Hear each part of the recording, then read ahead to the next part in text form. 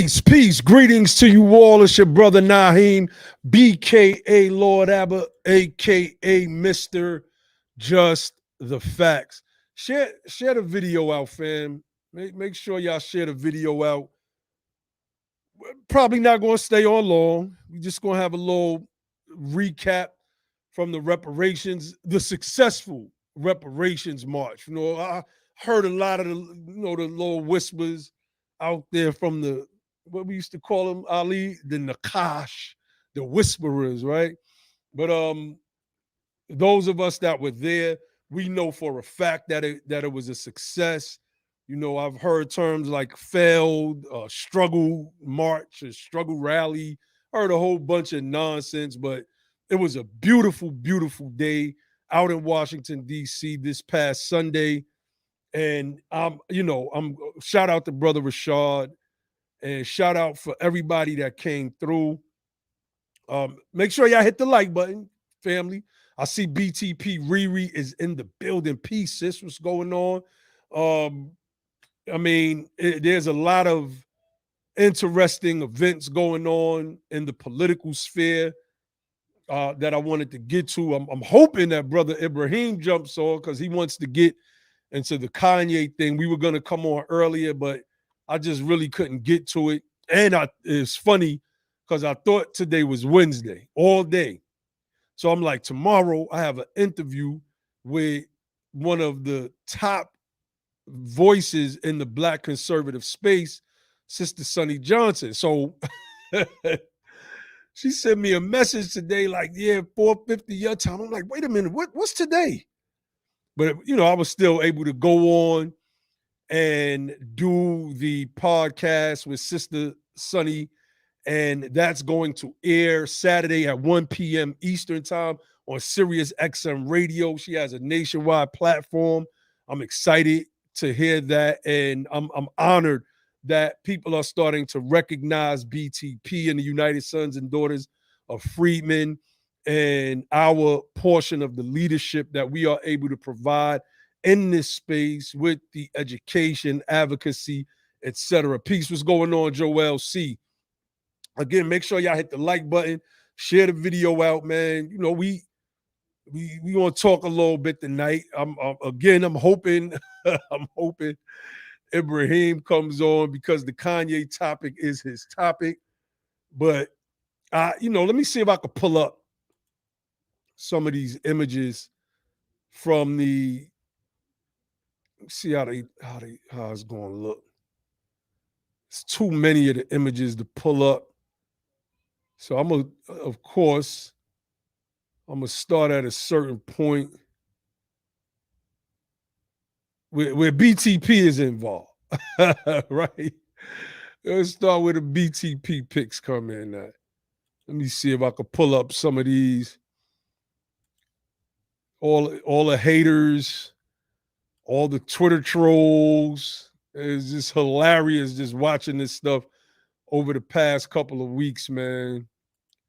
Had albino Twitter trolls trying to get at us. I'm like, what's going on here? What's happening? It's like, where these people coming from? This is kind of weird. What's up with all of this weird energy that's coming out of nowhere? But it is what it is, family. It is what it is. This is one of the pictures. I'm gonna see if we could. I'm gonna see if we could. Let me see. Can we blow this up? Nah, we can't blow this up. Now I can't even get off of this one picture. Why is that? Why is that? Okay, that's not working right now for whatever reason, so I'm going to stop sharing. But it was a bunch of pictures that were taken. This is interesting that it will not. I'm just going to refresh it. One of my favorite pictures is on here with me and brother Ali when we finally took the stage at the end. All right, there we go. There we go.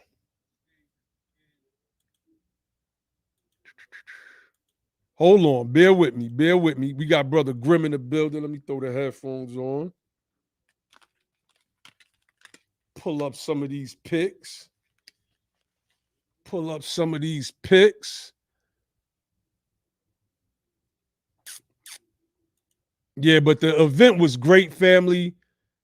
You know, to meet people, you know, some of the people we've had some discrepancies with on Twitter or online, which you know is natural. You're going to bump heads with some individuals, and like I've always said, when you meet a lot of people in person, that energy is not the same, right? And I don't mean that from a negative or scared perspective. I mean that sometimes it takes people to meet each other, to see each other, to feel each other's energy, to know, like, you know what, man, this is a real person. This is a real person just like me. And this is a new space for a lot of us. And we're not used to being in a space like this. We're a people that are used to fighting one another. And because that's just the way we came up. We've never been effective at fighting, been effective at fighting the people that we need to be fighting, right? And so a lot of the times that turned to us fighting each other. So to meet certain people just in the flesh, man, it was great. It was absolutely great. Brother Ali got up and went in. Brother Josh, I don't think Josh is in many of these pictures, but Brother Josh, man, I was able to catch Brother Josh and some of the, you know, the breakdowns that he gave was just absolutely fire. This sister right here, Sister Reese, she's an attorney out of Washington D.C. We have been building with her just for a week, and she came spitting that Friedman fire. Her being an attorney, her research skills are different because they're legal, and so in that, I don't know. I think you got disconnected, Grim. In that, she just understood. She just understood, and how they say she understood the assignment. Let me see. Here go Sister Roz and Brother BT, brother that for those of you who are on Clubhouse, you may be familiar with that brother. It's Brother Derek and Brother Khalif from out of Philly. I mean, it was just a great day, man. This sister was just on fire right here. Sister Roz also spoke. The comedian Red Grant, who's running for mayor of DC, he came through and spoke some word. You know, he admitted that he didn't know a lot of the details about reparations, but he supported us and he supported the movement. So yeah, man. Honest Joel C. Honest Sister Riri. It was a great day. I mean, it was an absolute great day. The DJ, brother DJ Shablam, he was on the wheels of steel. Ty Harper was MCing. I was supposed to be MCing, but I don't know. Once I got out there, I was in militant mode. I was on some it's like, you know, a lot of people talked a lot of junk, man. And I guess once I got out there, my militancy kind of took over. So I was more prepared for something crazy to happen and to be right out in the middle of it, whatever that was going to be. And I was prepared for all of it. So, you know, this cop right here, shout out to the brother, man. If I'm not mistaken, this is the brother that came up to Brother Rashad and was like, hey, do y'all want to march?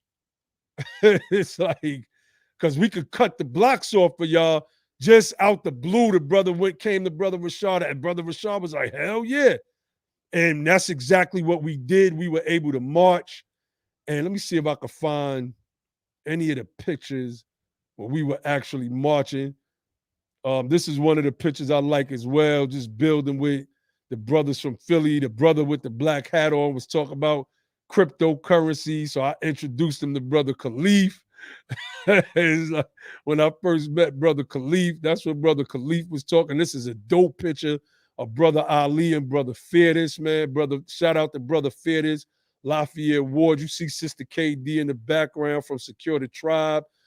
fam, a lot of different people came out from different groups to support and represent. And I give shouts out to everybody that came through and supported. I give shouts out to even the haters, man, because y'all actually made a lot of, some people fell back, of course, but y'all made some people come out that I didn't necessarily expect to come out. It's Brother Rashad, Brother Ty Harper, and Brother Khalif. Powerful, powerful image right here. Along with the personal shots that I was able to catch on my own phone, man. It was a great event. It was a great day just to plug into the energy of Washington, D.C. That was great, man. It was great. Our sister Buffalo that be in the Twitter spaces as well. Shout out to our sister. This brother right here, these two brothers, Hawk Newsom, who is a former Black Lives Matter member. He's one of the brothers that defected once he started seeing that the thing was corrupt. And Pastor, I believe his last name is Taylor. We met this brother there, but we have built with both of them on the back channels. This brother was doing a walk, 40 miles for 40 acres, reparations walk the day before, walked 40 miles.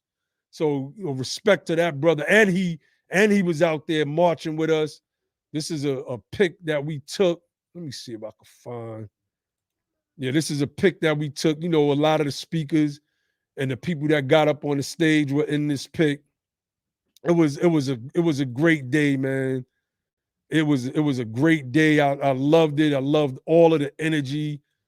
The sister Siobhan Newsom, which is Hawk Newsom's sister, spoke.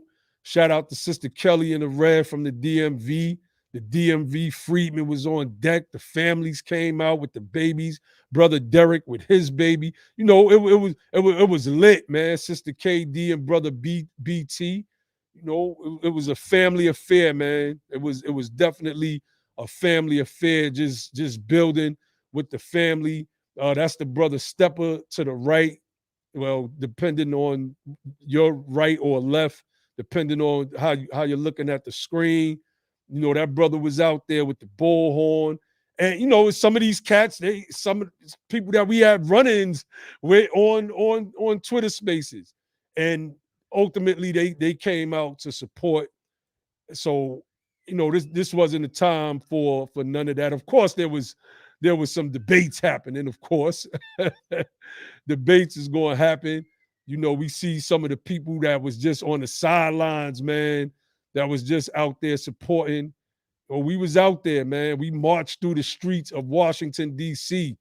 We were out there. We were out there. Make no mistakes about it. And I just, the energy was great that night. We went, sat down, chopped it up with the family, and yeah, man, it was great. It was great. Sister Frida said, phenomenal work done that day. Yes, indeed, Sister Frida. And we did the thing. We did the thing. That's the first of many. That is the first of many. I'm gonna put that link in the inbox so you all can go through the pictures and see them for yourself. So of course I wanted to get on here and talk my talk a little bit, you know what I mean? Because there's a lot of hating going on. I lost a lot of respect for a lot of cats. So there's certain cats in this space you kind of tolerate because we might be on the same mission, on the same highway, in different lanes in our own party buses, if you will. And you might not rock with everybody like that. I damn sure don't. But you respect the fact that they are moving toward the same destiny, right? And once this march was announced and there was controversy behind it, we cleared the air. We cleared the air in typical BTP fashion, just the facts. And a lot of people still chose to go on and make a big deal and issue out of it because they wanted to see us fail. They didn't want us to be first, as if we had control over the issuance of permits. You know, when we broke all of that stuff down on several Twitter spaces, and certain cats that was pushing and driving the negativity, they were wrong. And they know that they was wrong, and they still kept pushing. So I lost a lot of respect for a lot of cats, man. And it is what it is. Y'all know me. It is what it is. Y'all already know BTP. We stay we stay sharpening our swords and our axes over here. At any given moment, we are ready to go in. But it's certain cats that I thought was solid, even in the closed space, right? That I came to find out wasn't so solid, man. You know, they wasn't so solid at all. And it is what it is. It is what it is. I mean, you move how you move. Sister Riri said too many soft and moist cats on the app. That's a fact. That's a fact. BTP, stay solid. You already know, family. We stay solid. So that's that. You know, we came, we saw, we conquered. It was a successful event, and we can't wait. We're gonna make it an annual thing. We're gonna try to push that, as we was pushing to have it on April, but me and brother Rashad had a conversation. So we're gonna be pushing to have it on this, not the same date next year. We're gonna push to have it near that same date. Near that same day. I don't want to give out no dates because, you got a lot of cornballs out here that want to do stuff just for the sake of doing it. So we're not going to announce no dates yet until we lock in the permits and all that. Some people, like I said, I just lost a lot of respect for cats, man. And like I said, it is what it is. Got trolls, albino trolls that can't leave their houses, getting in Twitter spaces talking about BTP. It's like, it's this weirdo, man. What is this guy talking about, man? Let's meet up somewhere. Let's have a conversation for about 5 minutes in person. Let's see if you could talk all that talk in person, man. Straight up. Shout out to the fam that's in the building. I see y'all in the chat, the MD20, Sister Frida, Sister Buffalo, and of course, again, our sister BTP, Riri, is in the building. So the Roland Martin thing. I want to touch on the Roland Martin thing because I don't know if Ibrahim is going to come on and get into the Kanye thing. So I did a video, and it was in response to a video that Roland Martin, he was at some event and he was reading off of, it looked like he was reading off of his phone, a comment that was made by a sister about, I can't remember what the exact comment was, to be honest with you, but it was something about getting a specific bill for our people. Peace, Muffin Ellen. I see you, fam. It was great to meet you and your wife, man. We sat down, broke bread, had a nice bill. Like, family came out. Family came out. But we had a nice bill. Like, I just love good, genuine people. I just love that. And a lot of the good, genuine people that were able to make it, they came through and they showed support. Shout out to everybody that supported as well, man. It was people, I put the Cash App up, and there was people that really came through and showed love, man. And there's certain things that I really, really appreciate. I've been doing this type of teaching for a long, long time, and I've barely gotten any type of support because I don't have nothing to sell you, right? I'm not selling anything. We have books and merch on the website, which we don't even have no merch right now. But I'm just talking about insofar as selling you something that constantly causes me to ask people to buy or purchase. No, I don't. We just teach. We ask people to support if and when they can. And you can still support. $ be the power. Peace to D in the chat. $ be the power. use that super chat. However you want to support, go to the website, leave a donation. We're a 501c3. We can use all of the support that we can get. So let me get to the Roland Martin thing. Back to the Roland Martin thing. I rather responded to Roland's video. I am a tactician when it comes to debating. I like to set traps. I listened to the Roland Martin video. It was shared by some sister named Nikki Barnes from Florida. There's a whole bunch of Democratic shills out there. Like, let's call them what they are. They're shills. Because they're not out there to try to educate people. They are out there to try to make people look bad. And that's what Roland Martin does. That's why he always calling people stupid asses and dumb and all of that type of stuff. Like, who does that? Who does that?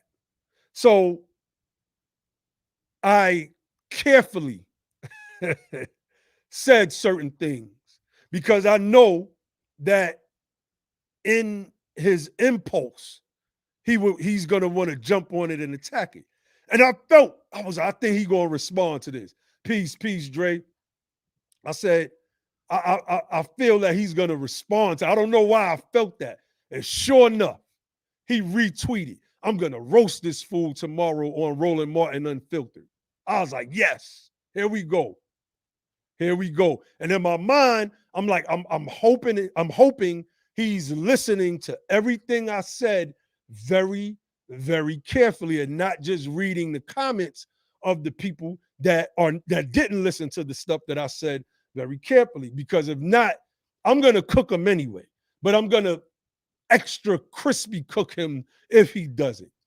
And so I said what I said, and I was hoping that he would respond. I was hoping he would even pull the video up and respond. I actually caused, believe this or not,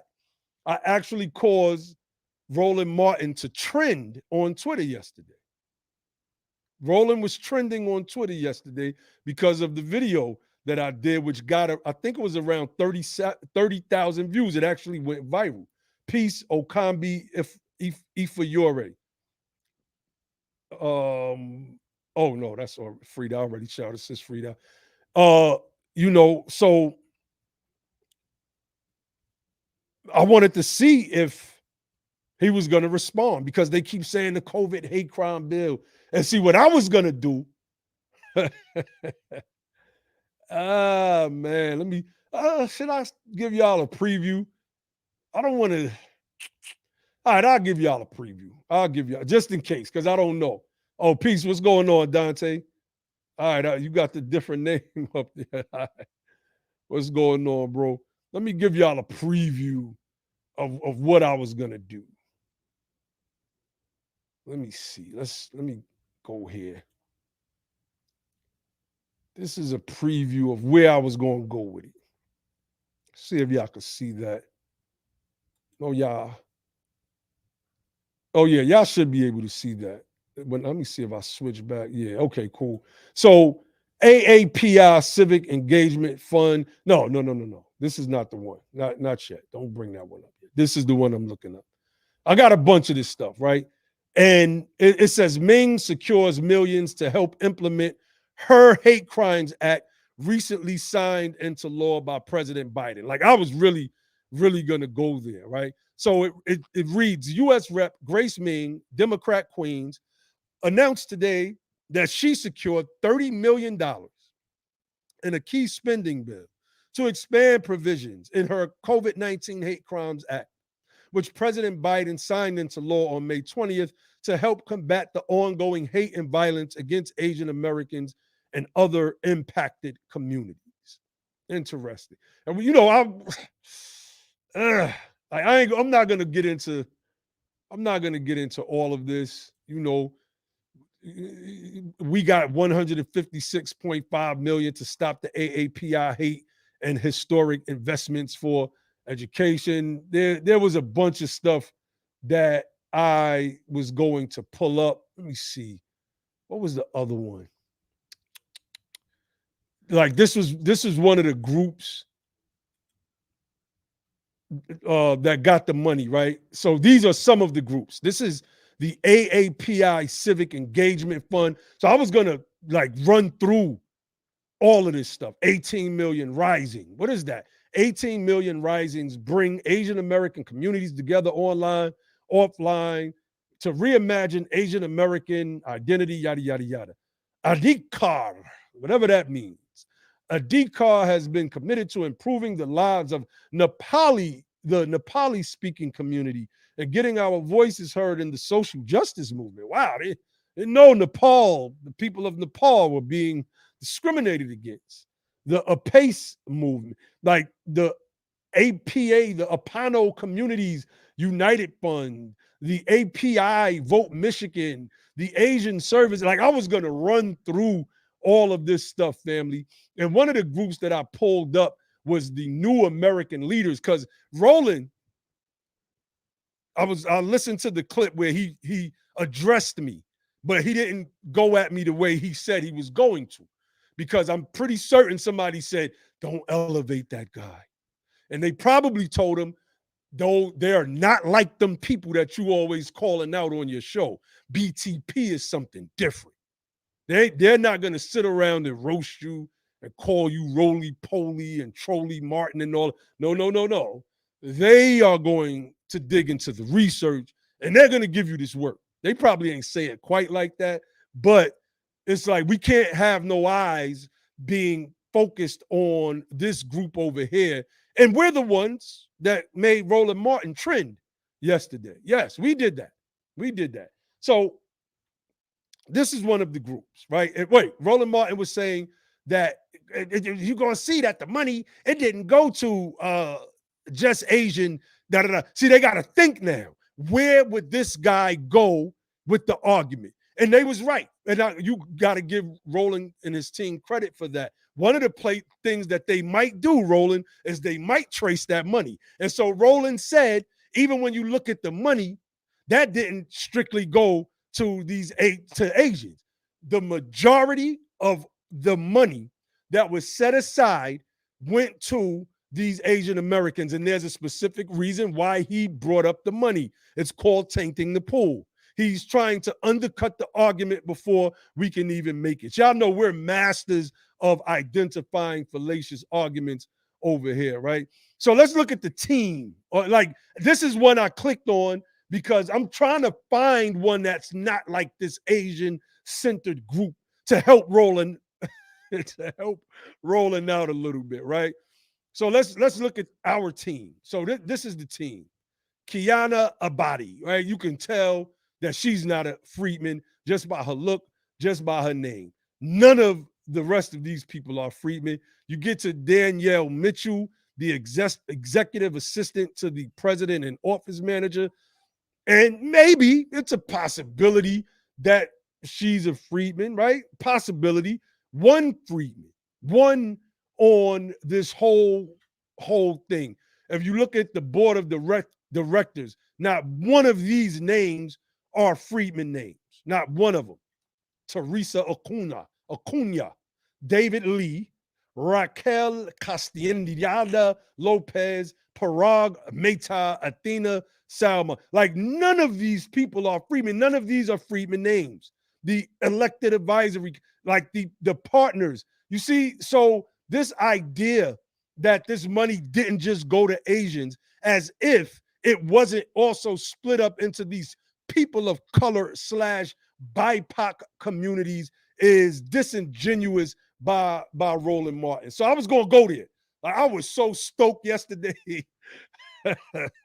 When I'm in fighting mode, I'm in fighting mode. I start compiling all of my research, and that's one of the places that I was going to go. Peace, Lafayette Ward, I see you. Peace, Sister Satra Del Ree in the building. Peace to everybody that's watching, man.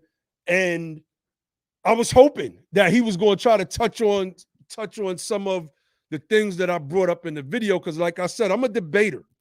And one of the things you do when you're debating is you set traps. Something is wrong with my mic arm, man. This joint is just shifting all over the place on me, is you set traps and you hope that people walk into those traps because they think that they're smarter than you. And that's Roland Martin. Roland Martin thinks that he's smarter than us. That's why he's always using terms like stupid asses, you dumbasses, you stupid asses, these fools.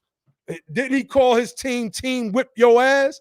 Well, we team whip the ass of the ass whoopers over here.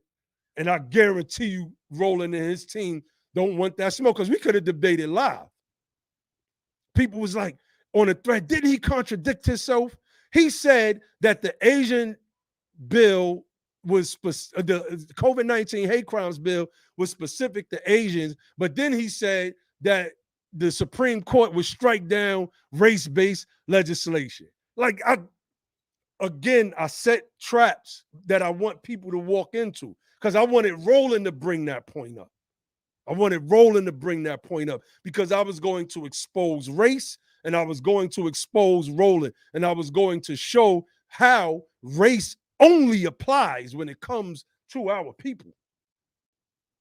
Oh, I was going to go in. My browser is filled with tabs. I'm surprised this thing is not slow because I'm keeping my tabs up just in case I got to, have to respond. Maybe Roland to see this and be like, you know what? Let me respond anyway. Oh, I got my auntie in the building, my Aunt Chuck. She said, love the video. Keep up the great knowledge. They can't go against you. Love always. Honors, auntie. I'm glad you're looking at. I'm glad you're watching the video. Honors. Oh man, that I love that when my family and the people I grew up with are watching the content. That always makes me feel good. So, and that lets you know that I'm real. You got a lot of these cats that hide behind Twitter screen names or just hide behind Twitter spaces in general. They don't come out. Where they at? Where are they? So another leg of the conversation that I wanted to get into, I was hoping to get into with Brother Ibrahim was the Kanye West debacle. And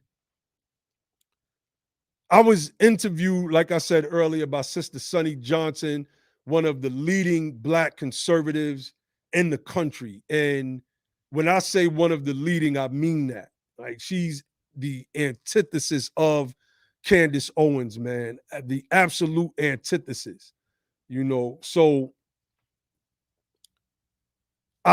we got into the topic of Kanye, and I was like, I largely agreed with a lot of what Kanye was saying. Of course, outside of the White Lives Matter, the White Lives Matter T-shirt, right? And now I see that he giving out T-shirts to the homeless. And one of the sisters, shout out to the sister, she made a comment on one of my tweets where she was like, well, it's still giving out clothes to the homeless. And I was like, all right. I was like, okay, all right. I'm going to leave it alone. But what he said about George Floyd, what he said about George Floyd, that was harsh. And speaking of Sister Sonny, I was in the space with her, Sister Felicia. Shout out to Sister Felicia, Sister Nicole and the Conscious Conservatives, and Sister Teslin came up on the stage, and they was going. Whoo, them sisters was going in. And I got to learn a little more of the backstory about why Kanye did what he did. And he said on Drink Champs that because the culture didn't stand with him while Kim Kardashian was kidnapping his son in broad daylight or something to that effect, he basically turned his back on the culture. And I guess this whole thing with White Lives Matter and helping Candace Owens with this documentary with Black, like, I don't support nothing Candace Owens does. I don't care what soundbite you pull of hers and she's telling the 100% true. F that chick. She's a immigrant that is against the American freedmen. F that chick 1000%. Her and everybody like her. Her and everybody like her. But, one of the things that got brought up was that was kind of Kanye's promoting the Candace Owens documentary that she's doing on Black Lives Matter. So I guess with him saying that George Floyd died from a fentanyl overdose as opposed to having the life pressed out of his body via a knee on his neck, that's the lie. But what he was saying was true.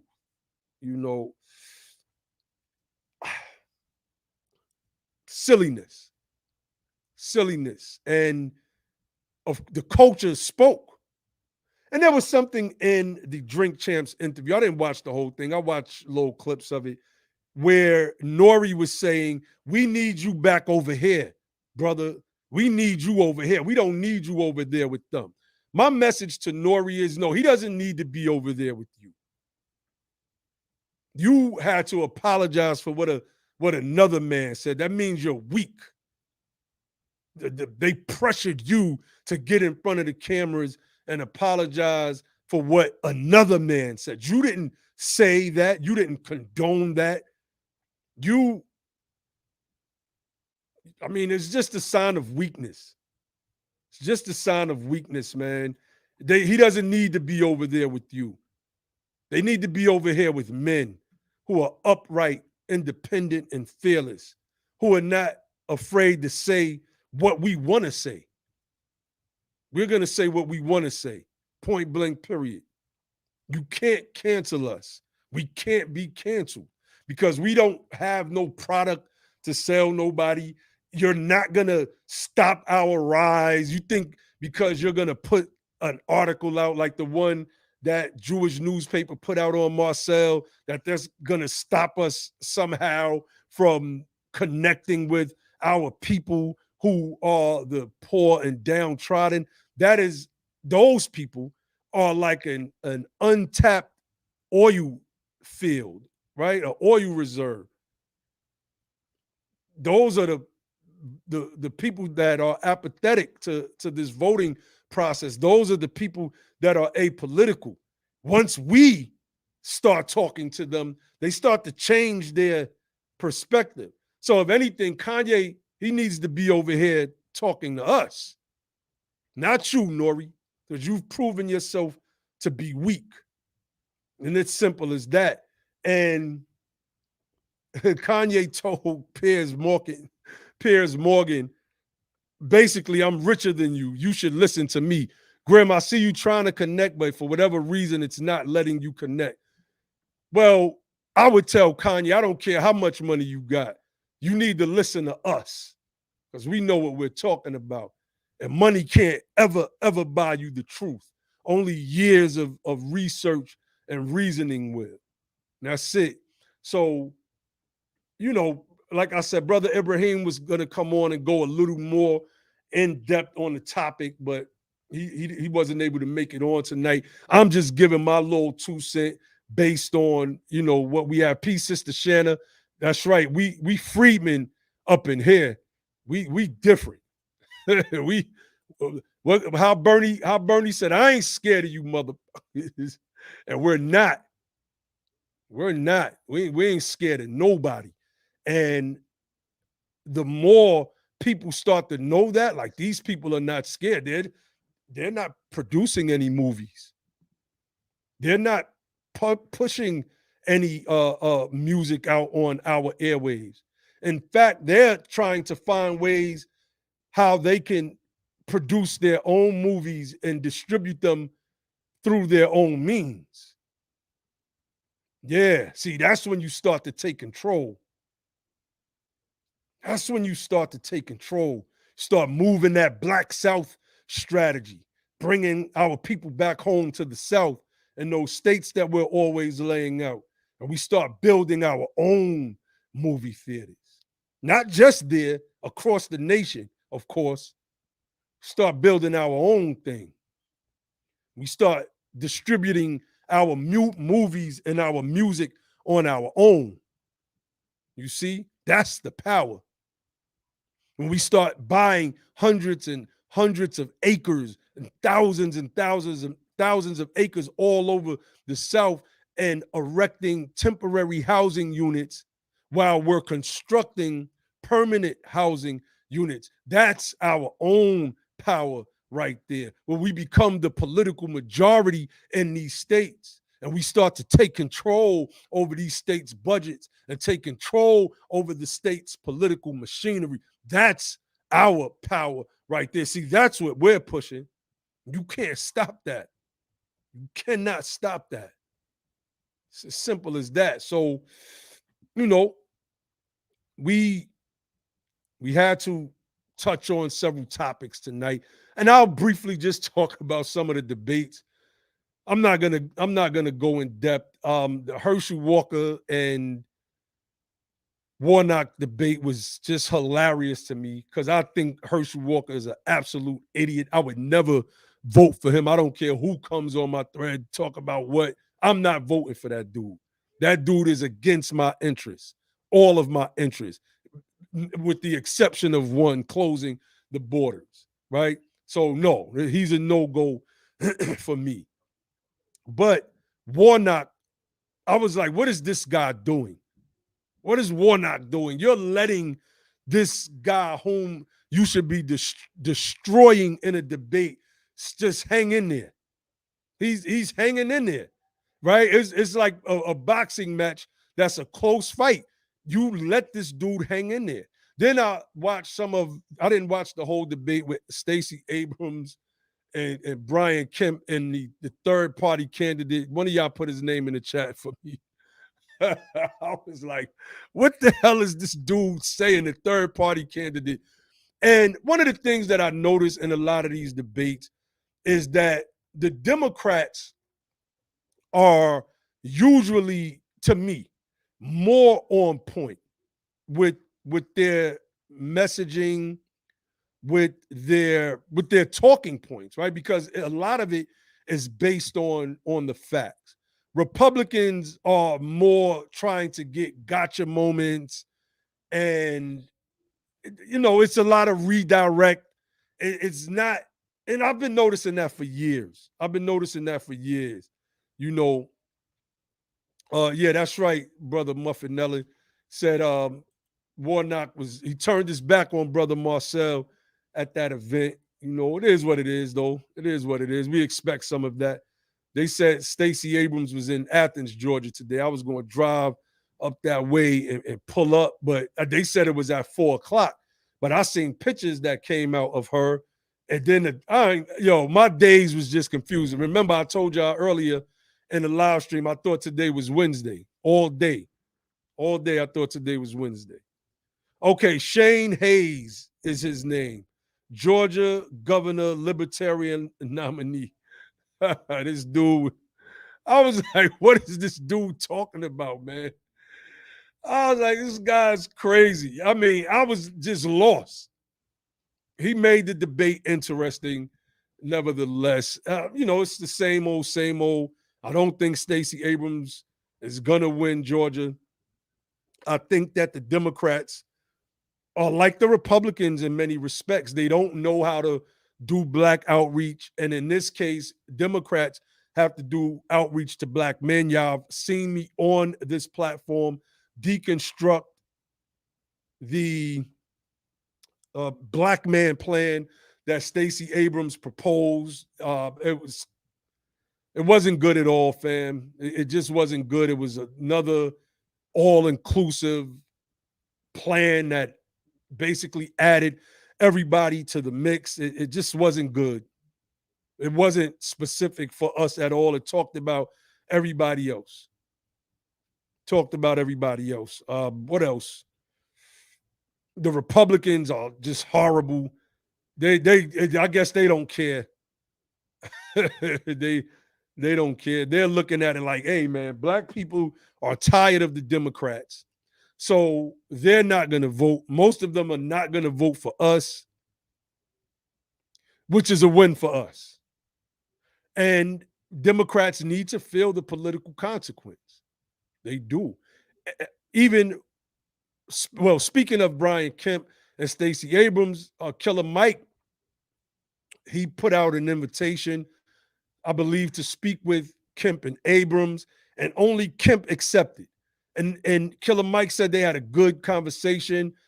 Kemp sat down with some of the leaders of Black Atlanta, and they were able to have a productive conversation.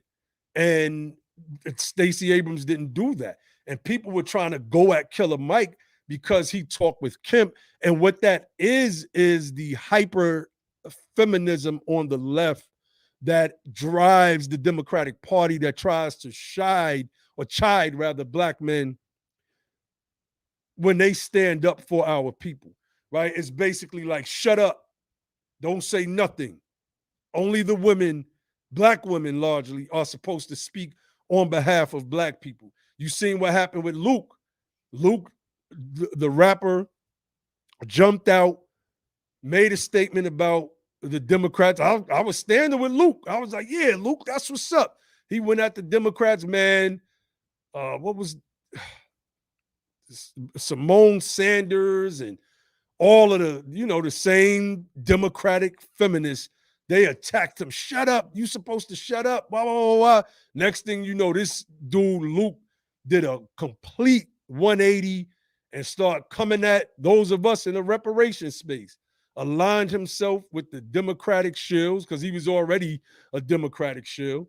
And, we thought he was breaking out of the shill shell, but he wanted to stay inside of the shill shell where it's comfortable and warm at, and where the mother hens could come sit on him and nestle him in their warmth, I guess. But, they don't want us speaking.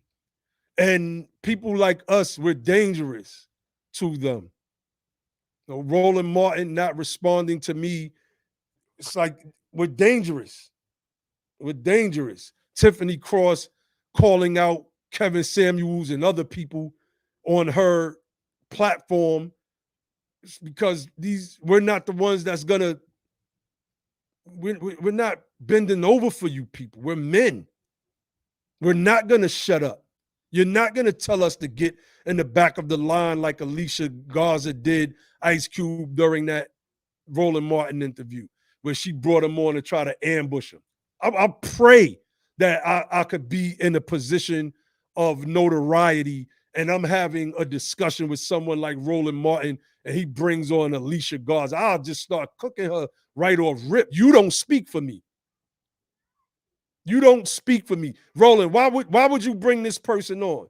I have nothing to say to this thief, this con artist, this person that profits off of the death of Black men. Please get her off the screen or else this interview is over. That would have been my response. Get this devil out of here. Period. Peace Friedman 336. Let me see. Muffet said they went after Steve Harvey the same way for talking to Trump. Years later, Biden hasn't spoken to any Black Americans about anything regarding our interests. That's right. That's right. Now what?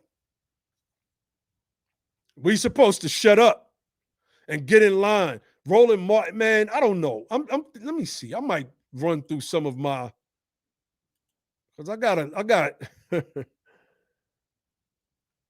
I got a lot of stuff going on Twitter right now. Low viral content. And we got all of these Democratic shills jumping on the thread and the Freedmen cooking these people, right? The reparationists are absolutely cooking these people. I didn't see the debate with Marco Rubio and Val Demings. I caught about a good 20 minutes of it. And I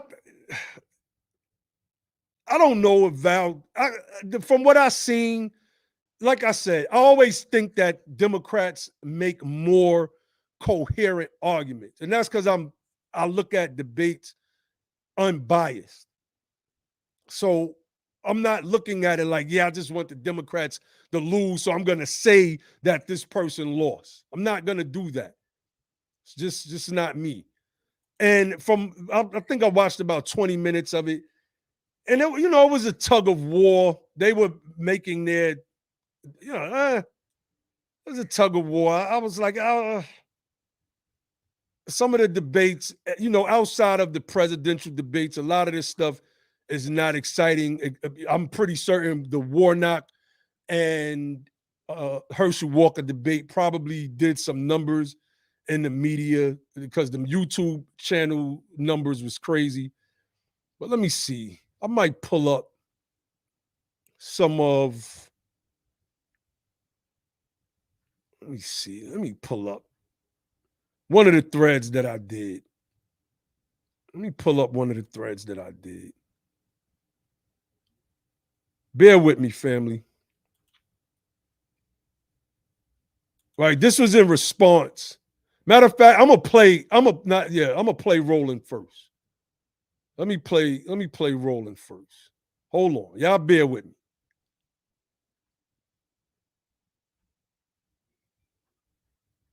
Y'all bear with me on this one. I'm gonna go to that one first. Then I'll get into the Democratic one.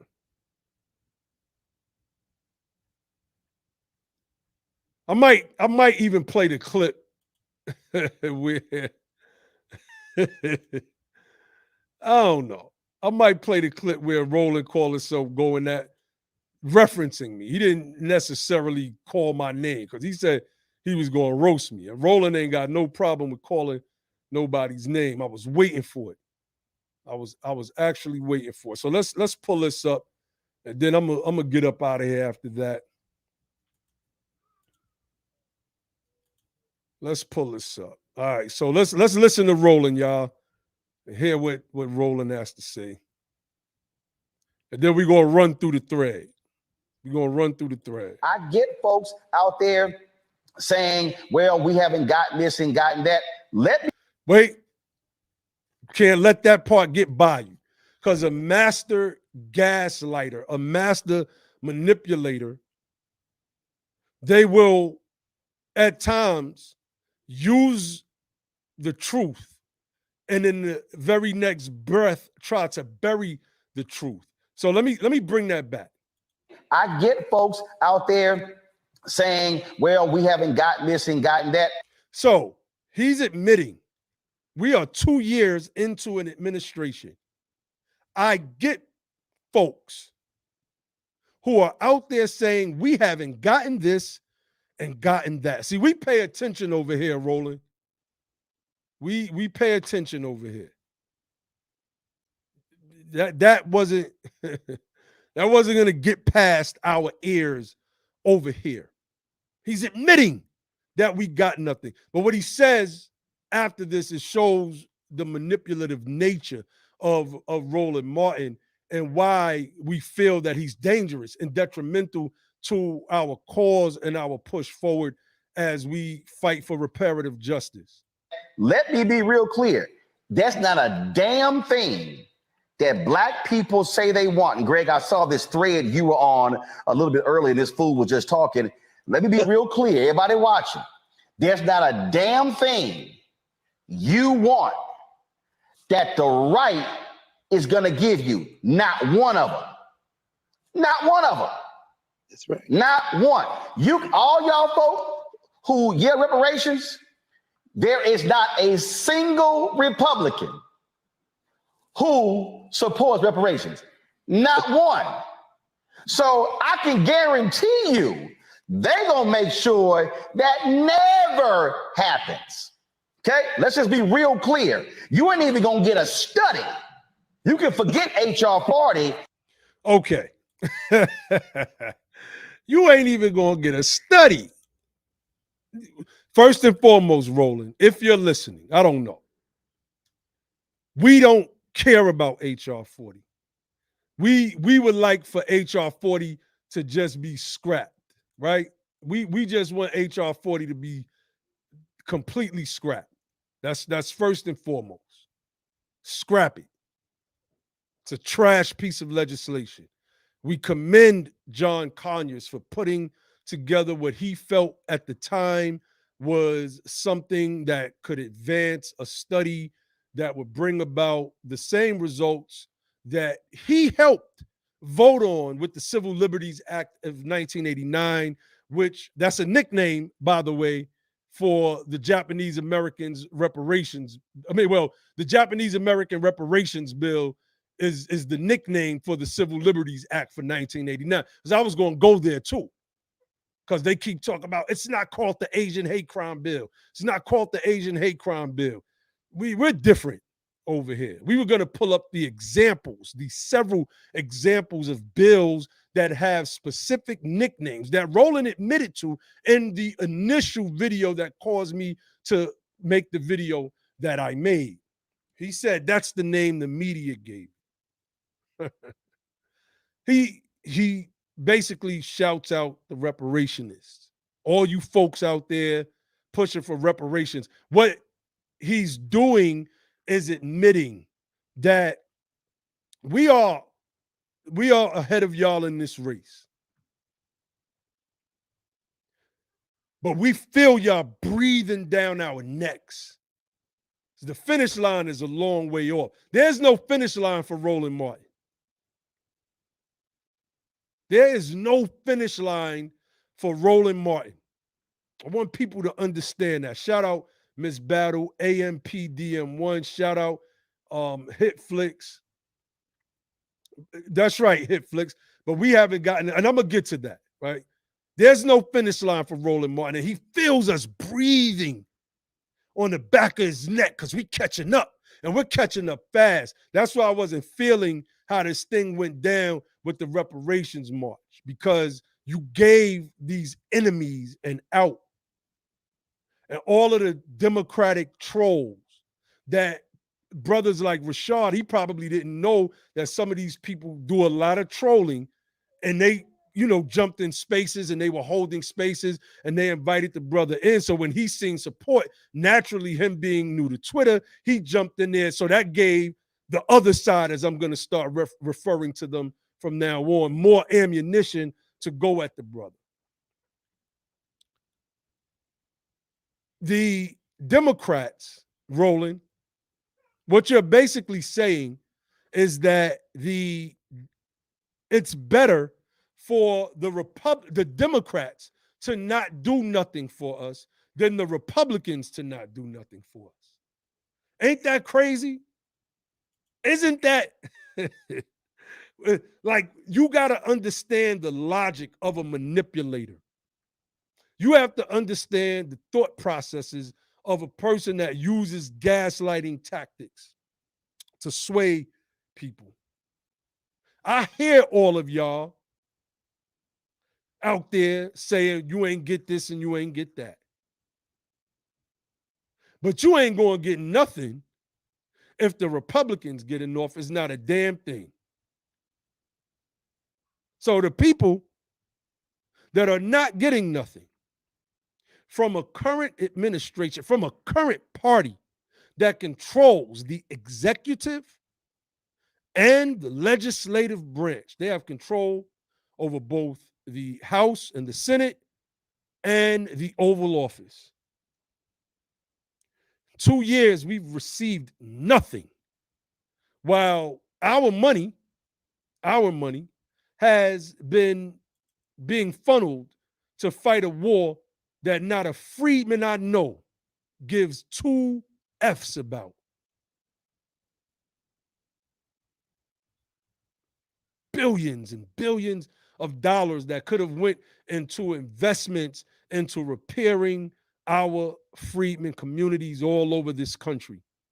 Like the Asians got. Oh, I'm hoping Roland still responds, because I want to break the money element down of this Asian hate crime bill, because that's what the nickname is, and that's what we're calling it. And that's what everybody calls it. The Asian hate crime bill. I really, really want to get into that. So Roland, if you're listening, if your handlers are listening, just come at me. Just come at me. Just do your segment, man. Don't let them people talk you out of a good ass whooping.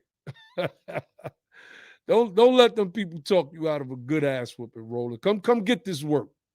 Come, because I got all of this stuff lined. Like I said, my tab is full right now. I'm surprised this joint is streaming good. I got so many tabs pulled up. I got the PowerPoint ready to go that I've added to that I did on Rolling 2 years ago. 2 years ago, when I deconstructed his lie that bill, the COVID-19 Hate Crimes Act, it's an act now, wasn't specific to Asian Americans. Man, let's go. Anyway,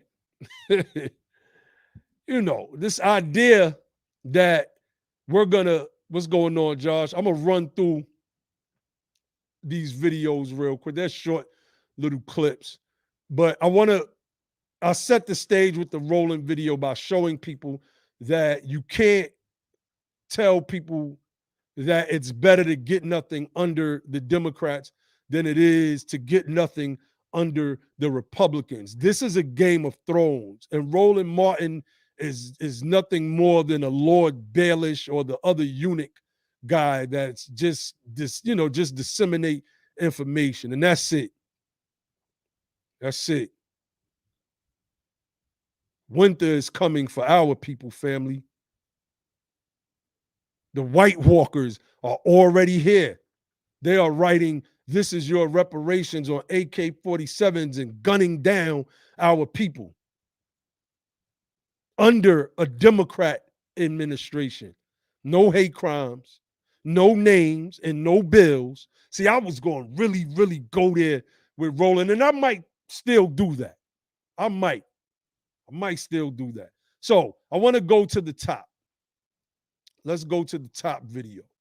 Let's play the top one, and because I want to run through some of my captions as well. These videos were in response to what Roland said there. So I said this was taken from Roland's channel.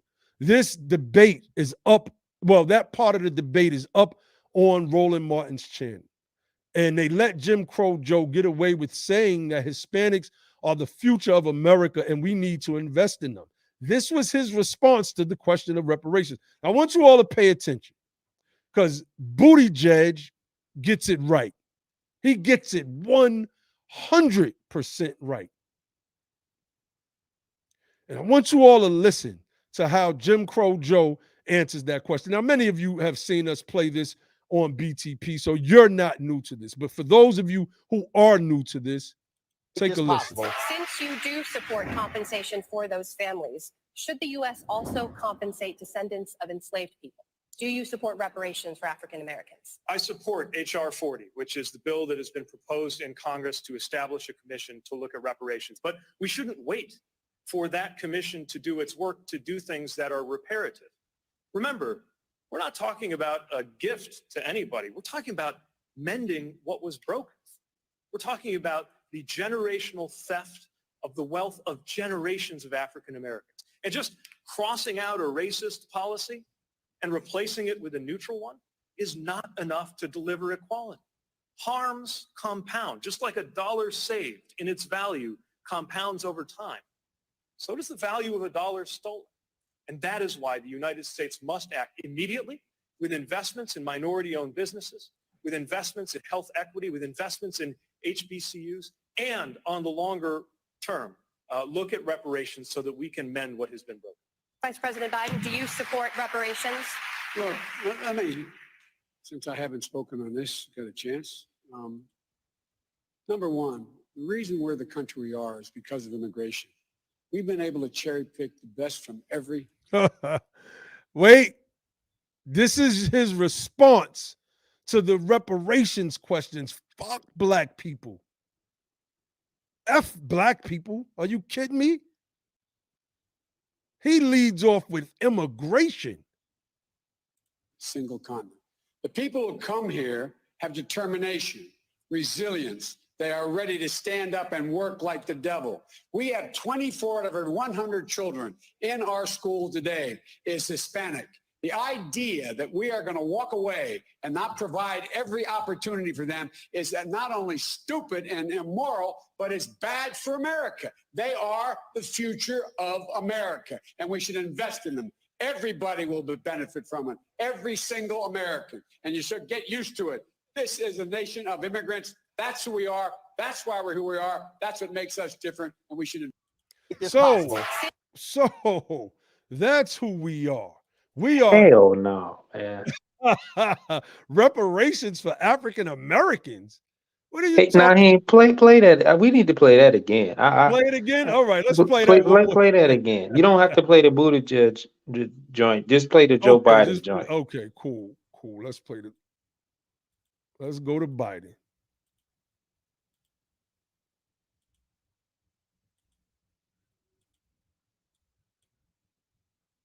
Same question, Jim Crow Joe. Reparations. Look, I mean, since I haven't spoken on this, got a chance. Number one. Wait, since I haven't spoken on reparations, is what he means. The reason we're the country we are is because of immigration. We've been able to cherry pick the best from every single continent. The people who come here have determination, resilience. Stop. They are ready to stand up and work like the devil. We have 24 out of 100 children. Go ahead, bro. The reason we're the country where we are is because of what? Immigration. We've been able to cherry. He said we've been able to cherry pick the best from other nations, Brother Josh. Fair use, fair use. This is for educational purposes only. So we're putting the fair use disclaimer out there. Yeah, go ahead, Brother Josh. Is he talking about the people that were picked from the on at the slave auctions? No. Is he talking about them people too? No. The people that were picked from the slave auctions to figure who was going to work on the plantation, who was the most able by. Is he talking about the people that were bred and the people that were sold? Is he talking about those people? No. I don't think he's talking about those people, but you can't talk about America and being the nation it is without those people. That's right. Is he talking about the people who fought in the Civil War to gain their freedom and to save America to where it's the United States of America and not the Confederate States of America? Yeah, no, he's not talking about them people. Okay. He ain't talking about them people. And working like the devil. Working like the devil, he said. So in other words, the freedmen that are here they're not working. We're not working. We're not working. We ain't trying to do no work. That's why they use terms like labor shortage.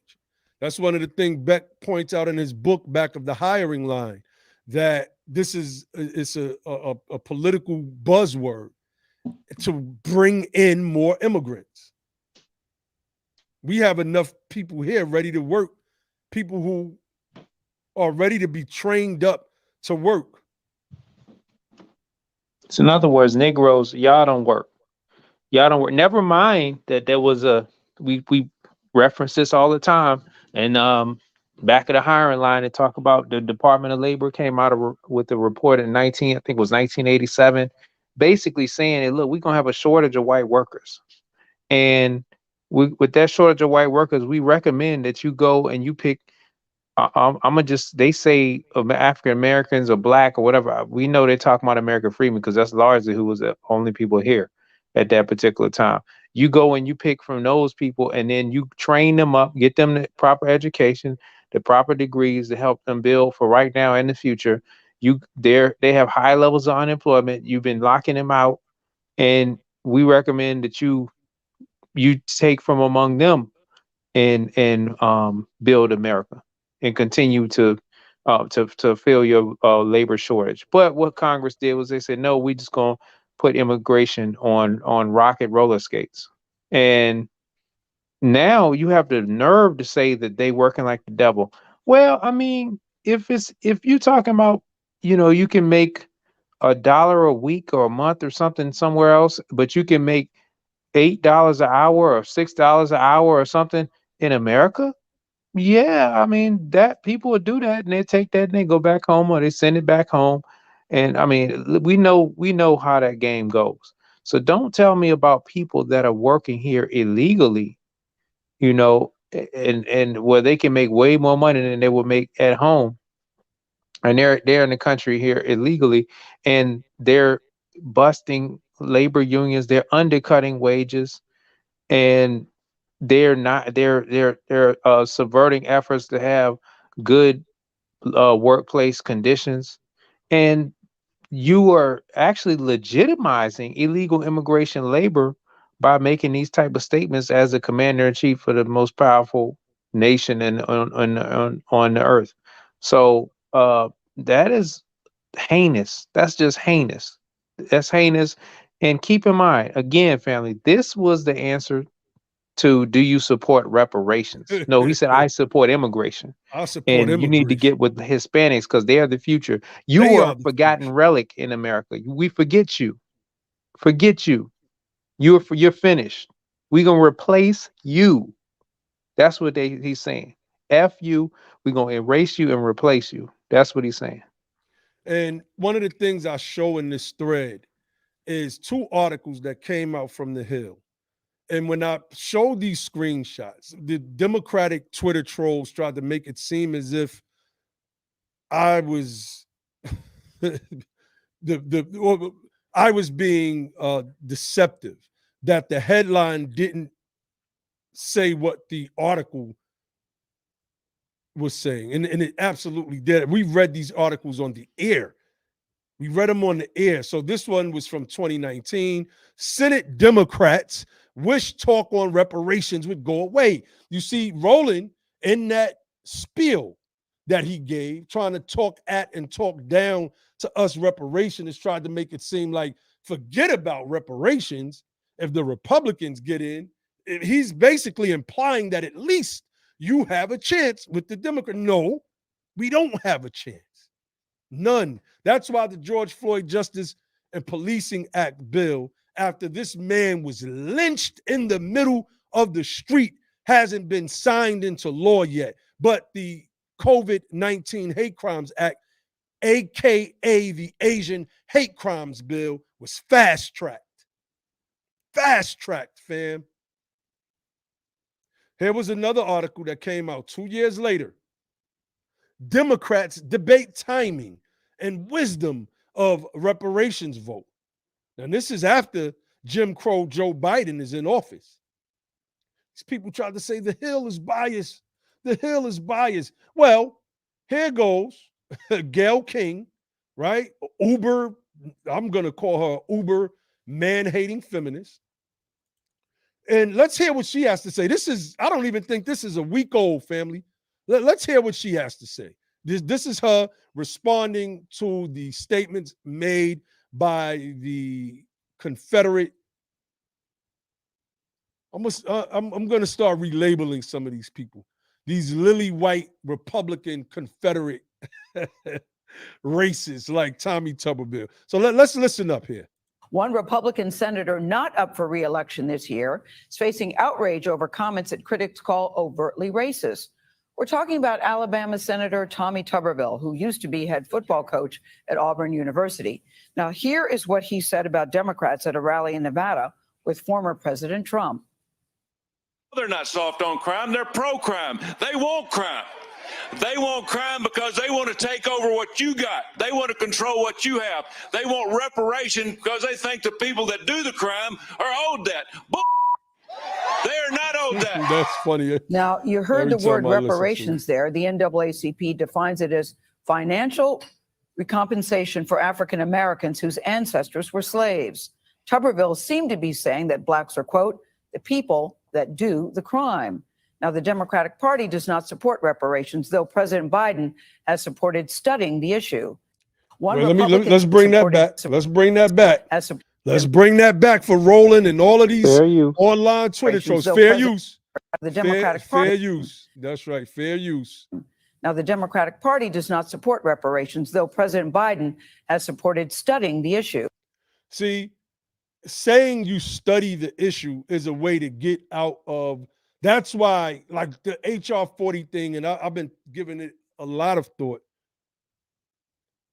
Number one, it's not going anywhere. It's ever since the reparationists started putting pressure on these politicians, HR 40 got traction going. And that came after several breakdowns that was given right here on BTP.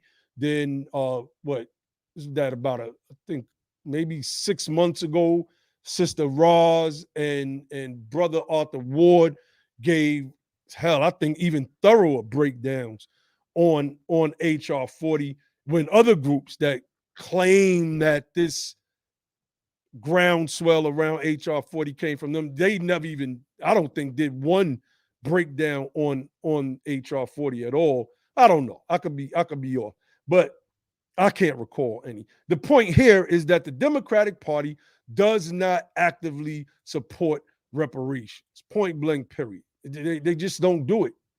They don't. I just want to play that one more time. Wait, wait, but hold then they on, want to John. turn around and want us to support them with votes. That's right. That's right. So I just got to telling play me that again. the word Hold on, again? hold on, bro. Let's play that one more The time. crime. Now, the Democratic Party does not support reparations, though President Biden has supported studying the issue. I mean, so yeah, go ahead, bro. I just wanted the people to hear that. I wanted the Democratic Twitter trolls to hear that trying to gaslight us into voting against our interests will never ever work again. And they fear us because we are the ones that are leading. We're starting to lead the thought process for our people and how we need to do our politics moving forward. Go ahead, bro. So, like I said, at the last weekend in DC, when you say reparations, built into that is the root of that is the word repair. You repair the damage that was done. You repair something that was broken, and we have to ask who done it. And who done it was basically the United States of America federal government is the main culpable party. And we can say, well, we understand that, as being in Washington, D.C., it was slave labor that built the roads. It was slave labor that built the White House. It was slave labor that built the Capitol building. It was leased out. I mean, the contracts for slave labor are on the books. I mean, you can go see there. They have the stone that was taken from the rock quarry in the area, and they have one on display in the Capitol, letting you know it was slavery that built it. So that if the federal government used slave labor to build up major buildings in its government, that means the United States government was an enslaver. So they are definitely a culpable party. They allowed it to go down, and guess what? They allowed us to be lynched. They allowed insurrections to happen in various localities, and they took away protections for freedmen, and they reneged on all these promises that they made. After we helped them retain the union. And so my thing is, what's the difference between saying I don't actively support something and saying reparations is BS? Is there really a big difference between that? Not at all. Not at all. So I want to run through some more stuff. Like, we do the receipts over here. You know that new term, Josh, receipts. We do the receipts over here. So let's hear what Stacey Abrams has to say when she's asked a specific question. Why don't politicians ever say they're going to do anything for Black people? Why they got to say poor people or people of color, yada, yada, yada. Let's go to the videotape, as they used to say. Another question is why are politicians so afraid to say that they're doing something specifically for Black people? Like, they use the cloak of poor people and people of color, the underprivileged. Why is it that you can't just come out and say, I'm doing this for Black people because Black people need it? Because so many things have been done to us throughout the history of this country. So many things have been done to us, but very little has been done specifically for us. Why do you think that is? Because African Americans represent 12% of the population. And so if you are a traditional politician doing the math, you think if I name this group, I am going to lose other people, and I can't get, if every single Black person voted for me, this may not get me what I want. So let me make it vague enough that other people don't get offended by helping. Oh, you just gave me an idea. I hate to cut you off, Please. but we Black people, we just gonna have to start finding like the candidate that we don't like the most. We just gotta act like we like them, so won't nobody like them. Think about that shit. Like if we just showed up at the next election acting like we like the one person we really didn't like, Can you try all that? the white people be like, I don't know about this guy. If you can try this experiment in 2023, I would be greatly appreciative. 12%. We're 12%. We may be inching towards 13% of the population. So, and on a federal level, that's been part of the problem, that it's been a challenge. Now, I got into trouble from a lot of folks when I ran in 2018 because I specifically talked about Black people. But I also talk about Latinos, I talk about Asian Americans, because each of those communities face different challenges. But I wake up Black, I go to sleep Black, and I live Black. And for me, it is anathema to pretend that I am not who I am. I'm not always going to only talk about what we can do for Black people, but I'm always going to make certain I am thinking about how we serve the Black community. And I think it is disingenuous to walk away from it. But to your All right, we don't wait. All right, go ahead. point, if people want to know why it happens because in the math, it's hard to win an election with just Black people. Right. All right. So my thread that I did on Twitter, like I destroyed this talking point simply by exposing it, right? And this was in response to some sister named Nikki Barnes. She's like some Democratic shill person from out of Florida. And I want to, let me see. Yeah, let's play this Obama clip. Wait, before we do that, this idea that because we're only 14% of the population is BS. That's BS. That is absolute BS, family. And I show in this thread, right? I don't know if you all can see that clearly, but the American freedmen are the second largest ethnic group in this country. No other group besides the German Americans are larger than our ethnic group here in the an ethnic group unique to the United States of America. Even just Americans at number 6, which we can deduce are the Anglo-Saxons, or I guess I could use this term in this sense, foundational white Americans, right? We outnumber all of these people.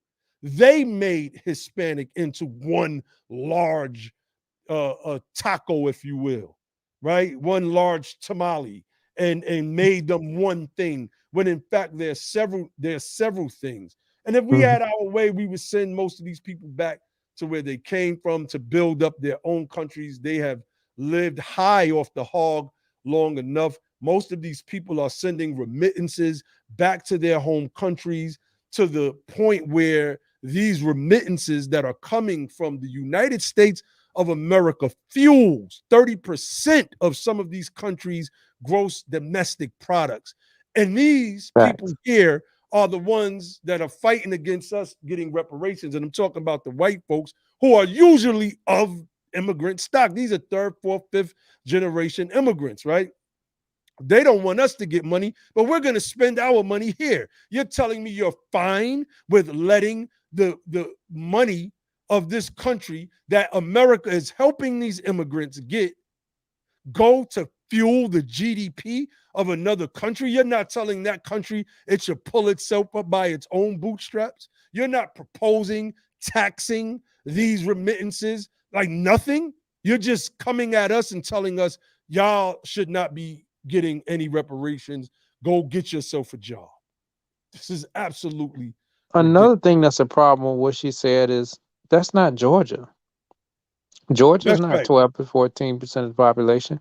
The Georgia population of freedmen, that's like not 30%, but it's like it's 20 something percent. It's a much higher number. So that's that for her situation. in several other states, is much greater than the number that she is talking about. And again, you just showed us it's the highest ethnic group, and it's if you want to talk about how a group votes, we're the only ethnic group out of any of those that has anywhere close to 90%. Nobody else is anywhere close to 90%. Everybody else might be split, between different parties. We're not split. We're 90% voting Democrat, and so that's null and void when you're talking about why you can't say you can't do something for us. Just admit that you look at us as a captured electorate that don't have anywhere to go because because the other party's rhetoric is so motivated against us, it's so charged against us that and how they vote and how the laws that they've been passing have been not favorable to us. So historically, we've been saying, no, that's not an option. Well, the thing is that when you look at the trajectory and how the country is going on certain issues, especially immigration, it's like what is hard the seeing which one is worse. When you want to talk about the agenda of replacer, uh, I mean, it's really hard to see. It's really hard. Like it's not that cut and dry anymore as it used to be. So, I mean, you got to keep that in mind. You got to keep that in mind when you weighing the pros and the cons. Hey, Naheem. Mm-hmm. Yes, sir. I That's think good, what would bro. have been an excellent addition to that thing after you played Buttigieg and then you played Joe Biden's response to or answer rather to that question, and he went and flipped it to immigration.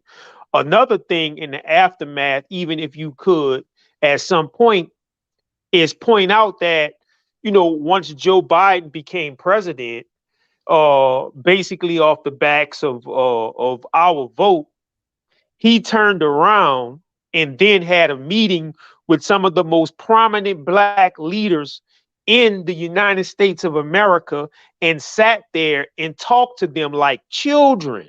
Babies. Yeah, like babies, children. And then told them, hey, you need to work with the Latino community or the Hispanic community, however he phrased it. He stuck Talk to to his them. theme, right, Grim? Right. He stuck to his theme, man. And, I just want to add, because I don't want to go too far into it. And, this was exposed too, because I think we kind of chopped it up in the inbox, whereas they brought a lot of those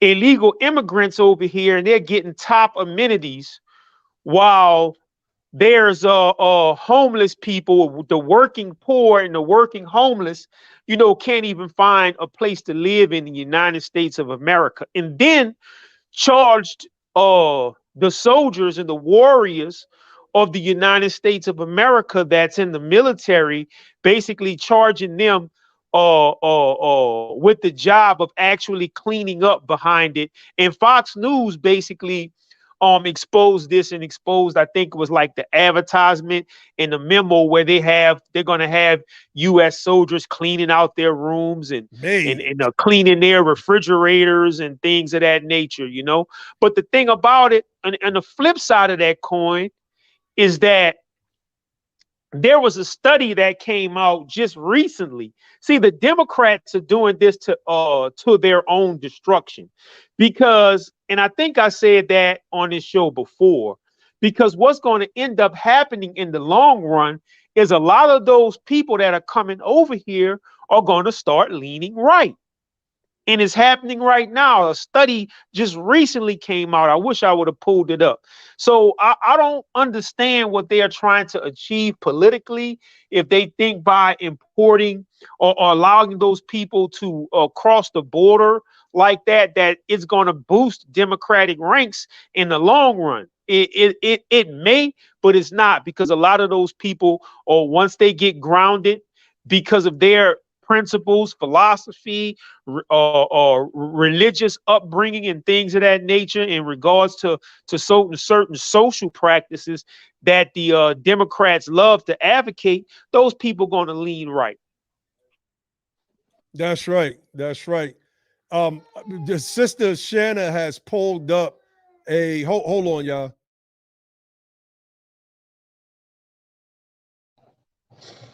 Yeah, Sister Shanna has pulled up several links that's in the chat. Make sure y'all check that out. This one is telling immigrants in the U.S. sent over $148 billion to their home countries in 2017. You see, so I mean, there's a bunch of stuff going on that we need to address, and we're addressing, but we need to address from the halls of Congress. That's why we push for candidates to rise up out of our group particularly, and that is the next leg of our push. We're building up our nonprofit right now, and on this side, the United Sons and Daughters of Freedmen, we're starting to take on members slowly but surely. And after that, I'm thinking about teaching civics classes on Twitter Spaces on Sundays. I want to kind of fall back from the Twitter Spaces. It has just become a toxic mess like Clubhouse. But I also don't just want to get ran off because I did the same thing on Clubhouse where it was just so toxic. I didn't even want to be on Clubhouse. I think that we have to reserve a space on Twitter to teach. And I don't know, maybe the civic classes on Sunday will be a good thing. I'm actually locking down a lot of that information from the civics guide, the Be the Power civics guide that we produced. And I have like something that I started on years ago that is very, very thorough as a teaching tool for civics. But right now, I want to just continue this thread and I'm going to close this out. I'll run through a couple more of the points, but it's no more video with Obama and the contradiction, right? When y'all hear us play the Bruce Springsteen Obama podcast clip on Be the Power all the time, where Bruce Springsteen was saying, well, if you bailed out the banks, you did this. What this 60 Minutes reporter is going to be saying to Obama? Why couldn't you do that for Black people? I want you all to pay attention to this. Why not target the African American community? Why not say then, this is for you? This is for African Americans. If there was a banking crisis, then you target money for the banks. If there was a national disaster, you target your money for the national for disaster relief. That's not how America works. We want to give those young people and young Native Americans like them the support they deserve. We have to invest in them and believe in them and love them. African American leaders have been critical of late. And it's true, you said you're the president for all people, not just for one group. If I'm a 16-year-old kid on the south side of Chicago, okay, my dad's gone, my mom's working 10 hours a day for peanuts, all I see around me is blight, there are no help wanted signs, and you won't even say, look, I'm going to help you, a young African American. How do I feel? Emmett, first of all, that's not what people are saying. What people are saying all across the country is, we're hurting and we've been hurting for a long time. And the question is, how can we make sure that the economy is working for every single person?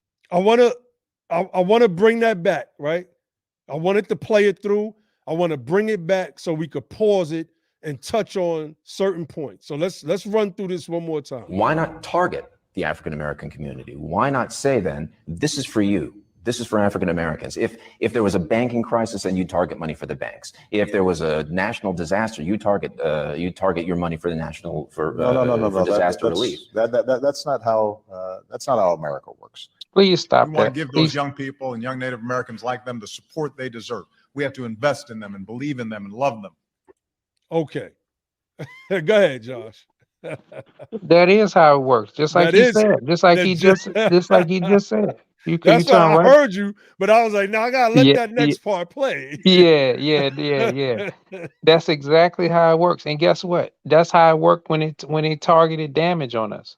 They targeted damage at us. And here's another thing I gotta say. We were talking about this earlier.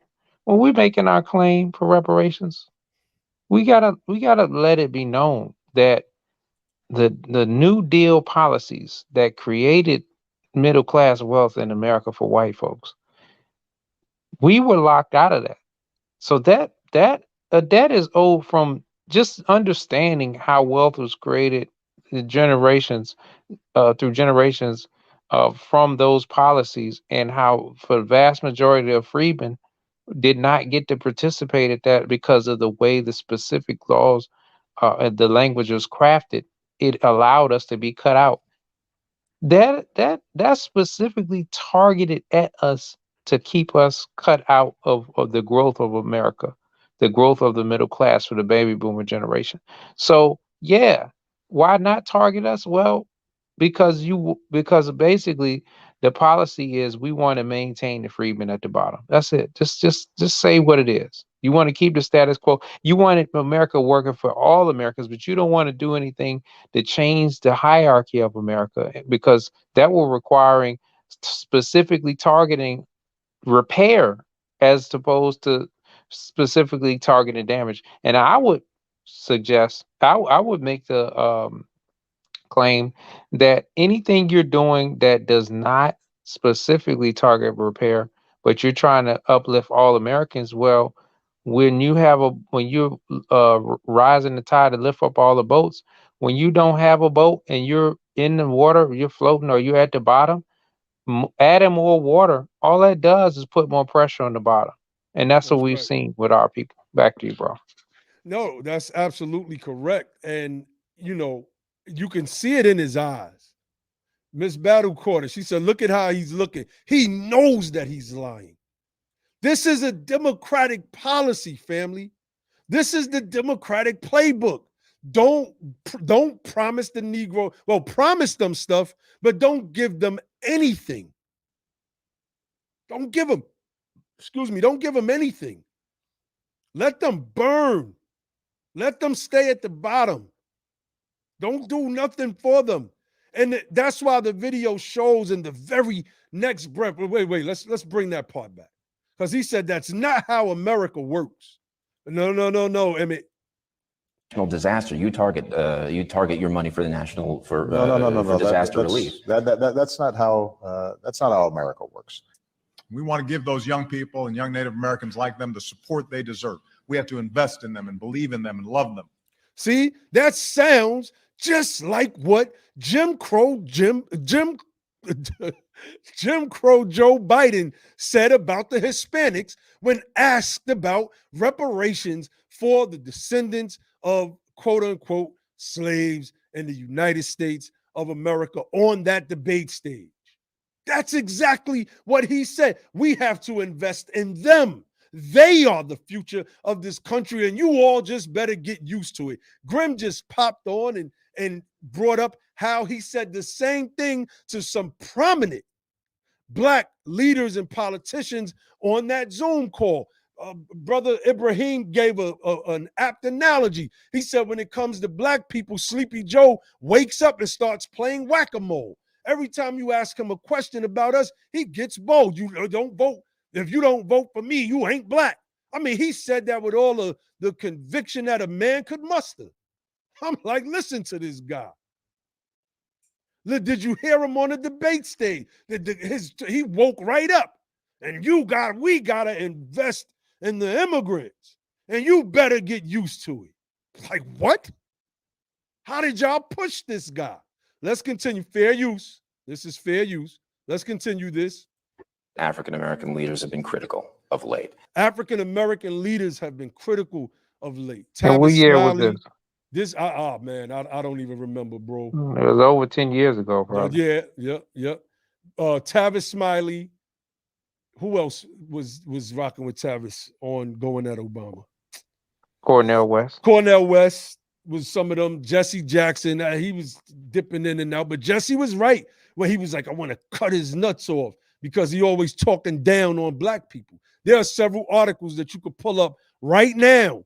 I think the Washington Post covered them. And maybe the New York Times covered one as well. Why is Obama always talking down on Black people or black boys? I believe the headline is. Always. Okay, so Black leaders are critical. And it's true, you said you're the president for all people, not just for one group. Now, it's true you said that you're the president for all people, but not just one group. We played the clip. It's right here in this clip of what he said he'll do for the Native Americans. Oh, DACA was Obama. What was it? I never could remember. Deferred action. I can't remember. But basically, the Dreamers Act, which allowed these people to come over. Correct me if I'm wrong, Josh, because I get jumbled up sometimes on some of this stuff, especially when I'm hyped. It allowed the children of immigrants to come over. Yeah, allowed the children that were, people that came over here as children or born here from illegal immigrants to allow them to get pathways of citizenship and all that kind of stuff. And which the courts just ruled was illegal. I think that was a Supreme Court ruling. I'm not sure if that was the Supreme Court ruling or a federal court ruling that said recently that DACA was illegal. It was illegal from the outset. They put all of their effort and money into DACA, specific people with a specific status that represented a specific group. The status was immigrant. The population group was Hispanic. Largely, but not solely. But the status was all immigrant, yeah. That's right. And not only immigrant, illegal. That's right. It should be illegal. Immigrants. If I'm a 16-year-old kid on the south side of Chicago, okay, my dad's gone. My mom's working 10 hours a day for peanuts. All I see around me is blight. There are no help wanted signs. And you won't even say, look, I'm going to help you, a young African-American. How do I feel? Emmett, first of all, that's not what people are saying. See, the redirect was so political right there. I'm a 16-year-old kid on the south side of Chicago. My father is gone. My mother is working 8 to 10 hours a day. Basically, I'm going through what the average Chicagoan goes through. And the interviewer says, and you won't even say you're going to help me. But he said the people that he would specifically help. And his administration did specifically help them. What we're witnessing right now, all of you Roland Martin folks that are watching and will watch, because y'all are gonna watch this. I'm streaming this on Twitter as well, so it's up on my Twitter page. We're witnessing a continuation of the benign neglect of the Democrats, that Moynihan policy. It's what we're witnessing. It's what we're witnessing. Don't do nothing for them. You can help everybody else. Hell, you can send money to Ukraine to help them fight the Russians. Don't help the American freedmen. And then on the other hand, you got people saying y'all are begging for a handout. This same country that gives immigrants who make the claim, I came over here penniless. Yeah, and then the American government gave you a bunch of checks. Then you were able to get a job where you were able to skip over a lot of American freedmen to get that job.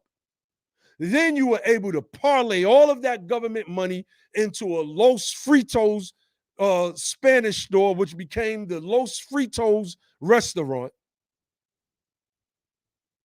And then you turned around and say, hey, Holmes, we came over here with nothing, Holmes, and we were able to do something. You Negroes are lazy.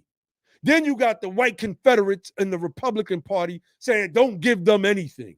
They should be able to pull themselves up by their own bootstraps. When the Rust Belt, especially of white America, was built off of the first welfare policies that they received 30 years before we were ever able to join that program. And as soon as we joined the program, they said, cut the program. Nobody wants us to have anything in this country. So Roland Martin, how dare you?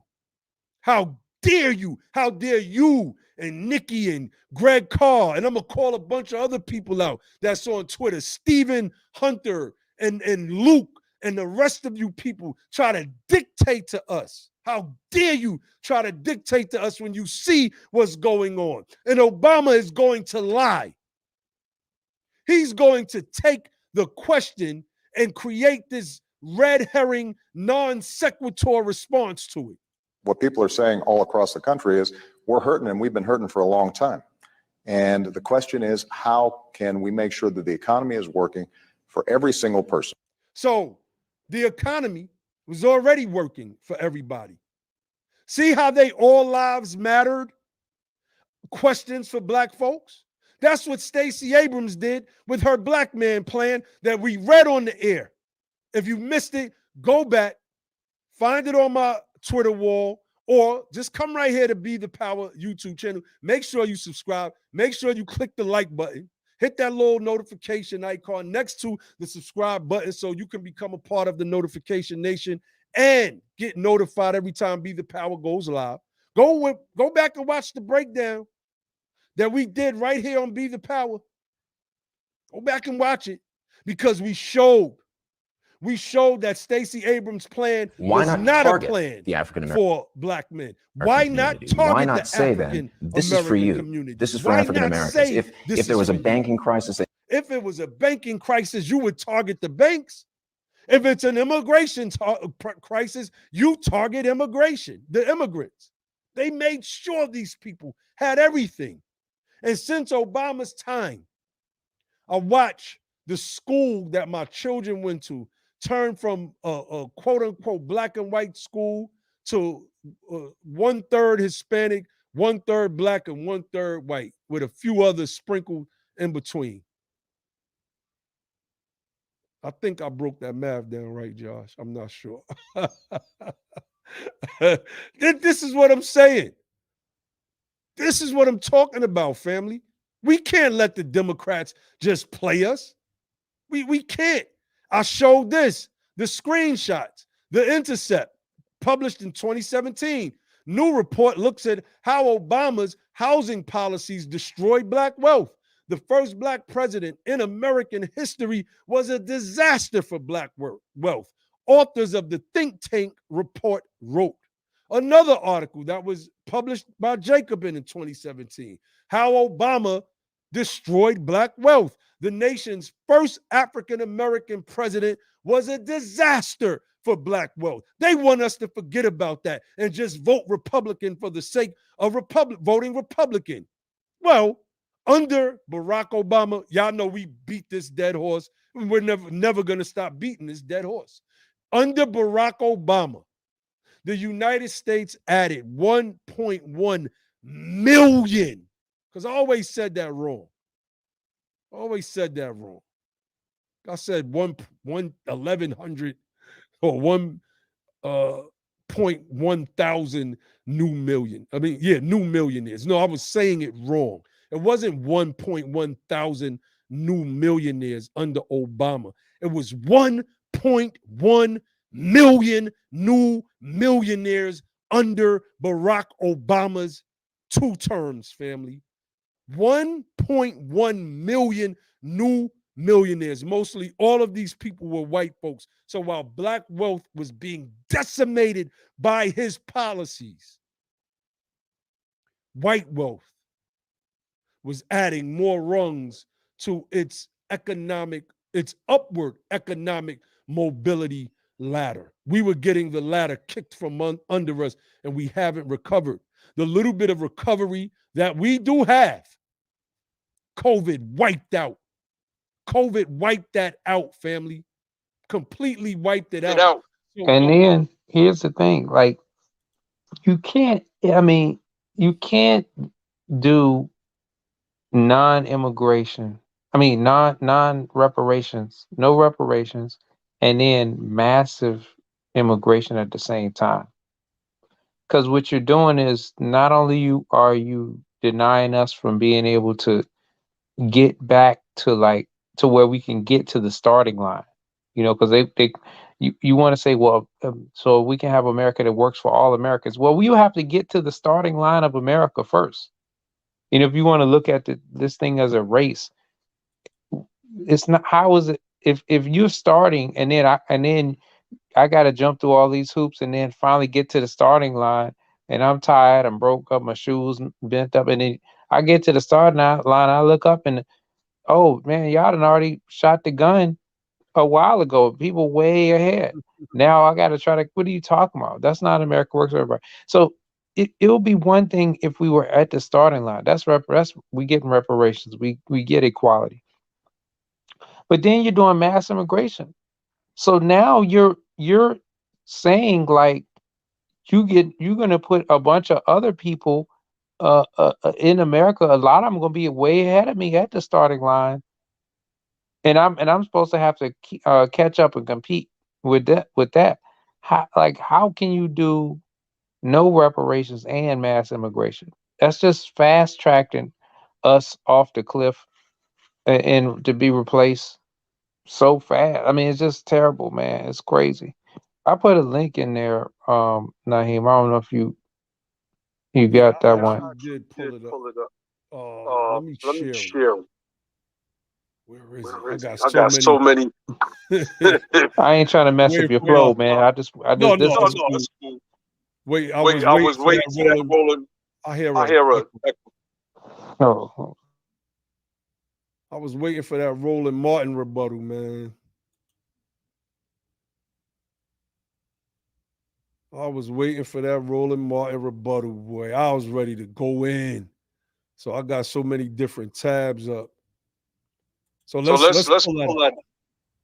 you I don't notice know. also Bob you Harris notice this is one called. that they never, even though Joe Biden came out, he's like the one that actually came out and said it. Is you know, basically uh pivoting from when asked for reparations, pivoting to immigration. He's the one that's really come out and said it. A lot of times, what they'll try to do is say, "Don't pit them. Don't pit immigrants against other groups. That's not fair. Don't do oppression Olympics. Don't do this. Don't even mention them in the same sentence because then you'll actually compare." But Joe Biden was so stupid with and go being off the rails. He went and just laid the game out, laid the plan that for the replacement out that they didn't really want fleshed out. They didn't want that to be out there.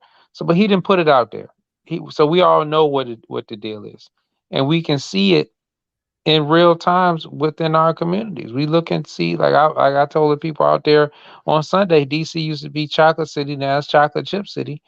Matter of fact, DC just they voted to allow non-citizens to vote in their elections.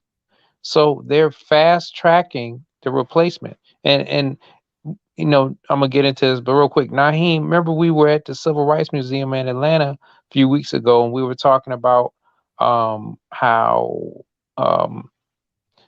in the 50s when Eisenhower told the Arkansas's governor to stand down and let the schools be integrated, and he refused. And Eisenhower sent the D-Day unit out there to enforce his order that schools be integrated. And he basically said, that no men are supreme here, only laws. And he also said that basically, if we allow this to go on, this to continue, it's a national security risk because we got Russia, was the Soviets pushing communism, and we look like hypocrites. We look bad. So what they do now to basically skate that obligation and to allow us to just rot and just fall off a cliff and decay is they show, no, wait a minute, we're doing good for other groups. We welcoming all these other groups and giving them plush amenities, and we giving them citizenship, and they don't have to do nothing for the freedmen. And meanwhile, they get to exploit the labor, drive down wages, add more customer base to these huge corporations. Like these people, they go after a while, they're gonna be ordering Amazon, they're gonna be eating at McDonald's, they're gonna be shopping at Walmart, and so your large corporate interests get cheaper wages and they get more customers. And now let's look at New York City. Let's look, if you can scroll down and just see how how the amenities are for the new people that are getting bused and they're coming to New York City. Look at the differences. I mean, they get Wow, look at that, man.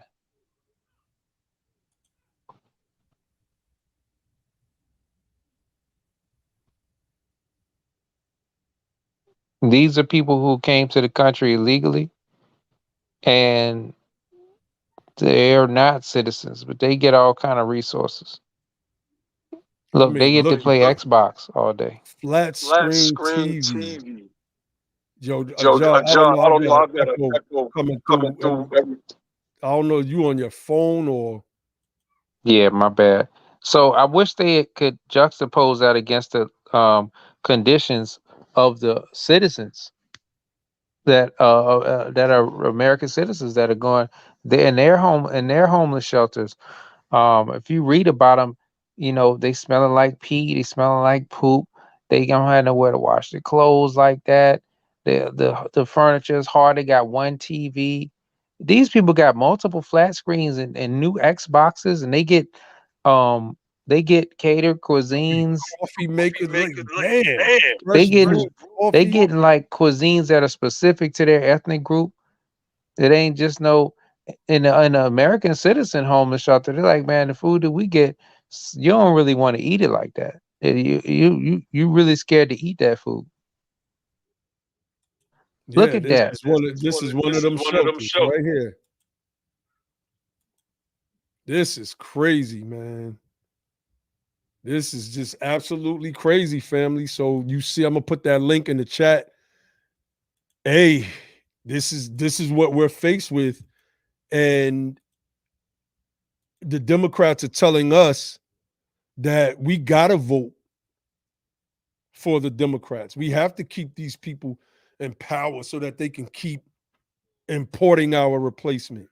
You hear how crazy that sounds? But all over the country, family, see, is winter time is coming, but I know in the South it doesn't get as cold early. Well, it was freezing yesterday, and today it don't get this cold in Georgia until like November. You still got a good October grace period where you get to enjoy that fall weather without it being really really chilly, except at night. But man, the last 2 days, my car I had to defrost that joint. I was like, oh, what's going on here? I walked outside. I had to put the heat to run the car for about 10 minutes. I was like, no, I gotta defrost the windshield and the back window. What's going on? I'm like, it's freezing. But other than that, man, it's time to start pushing this thing in community centers and in your local libraries. I know that those are some of the things that I'm going to be doing over the next couple of weeks, man. So I can't wait. We're trying to secure some things for the nonprofit, our nonprofit, the United Sons and Daughters of Freedmen, particularly down here in Georgia. So I mean, you already know this. This is what it is, man. This is what it is. Miss Battle said they are so dumb they are replacing them as well. Who was that, Josh? Was it a DC candidate that was running and saying that the immigrants coming in are going to be the leaders of the city and they're going to replace Place everybody? everybody. Nah, that's Wes Moore. That's the governor. He's the leading nominee. Well, he's the nominee from the Democratic Party for to be the governor of Maryland. Oh, But okay, and got it. he's projected Got to it. win because they got like a MAGA dude that's not a strong candidate as his opponent. Crazy. Crazy. Wes Moore. Yeah. Basically, What's he more? said, "I'm gonna make sure Maryland is run by immigrants." That's what he said. Yeah, that was just one of the wildest things that I've ever heard. I was I like, was this like, is this is crazy. crazy. Why would you? Why would you, as a freedman? Well, no, I take that back. I don't know if he's a freedman or not. I don't know. That's right. But That's right. but why would you, as a black person, knowing that like black folks have been in Maryland and are at the bottom and are the group that needs political power, so we can try to get economic strength built up in the state. Why would you come out and say we gonna give power to immigrants? Like that's just messed up and foul, especially considering that a lot of those people are there illegally. Like what? Man, listen, man. I'm ready And look, to take Maryland off the I list. don't have a problem with individuals. Like, you know, you come to America and you doing what you're supposed to do. You come, you follow the proper protocol, and they let you in.